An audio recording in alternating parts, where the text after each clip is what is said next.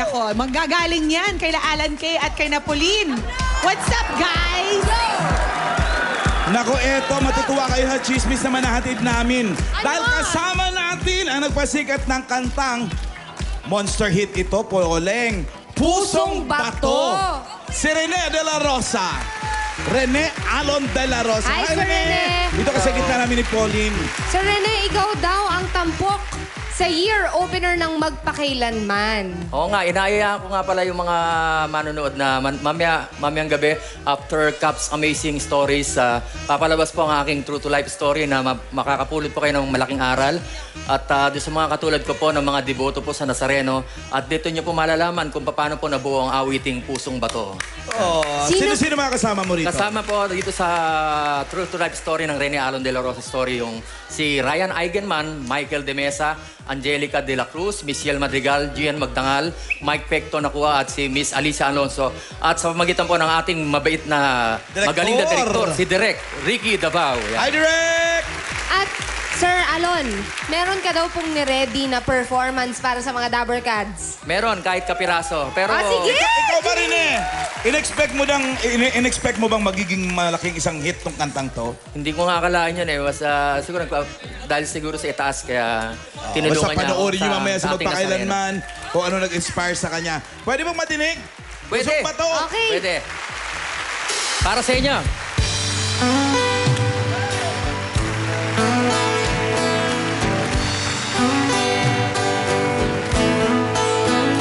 Nang ika'y ibigin ko, mundo ko'y biglang nagbago. Akala ko ika'y laging, yun pala'y sakit ng ulo.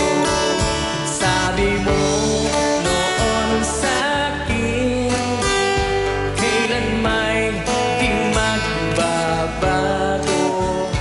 Naniwala naman sa'yo, ba't ngayon'y iniwan mo?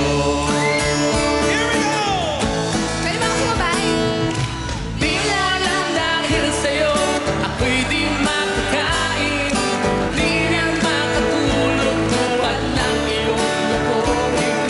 Kung ako'y muling iibig, sana di maging katulad mo. Tulad mo na may pusong bato. Kahit saan ka man ngayon, Memorize na lahat!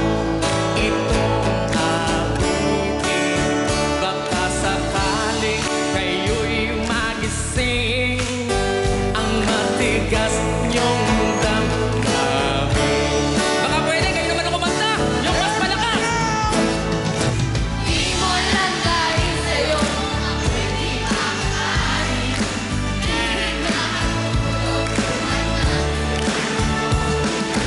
Kung ako'y muling iibig, sana di maging katulad mo. Tulad mo na may pusong bato. Maraming salamat po! Thank you, Rene! At panoorin natin mamaya mga kaibigan ang istorya ni Rene sa Magpakailanman. Susunod na! Eto na! Ay, Na-miss walang bawal mali. Na-miss natin to. Oo First nga. for the year 2013. Paborito nyo, paborito ko, paborito nating lahat. Bulag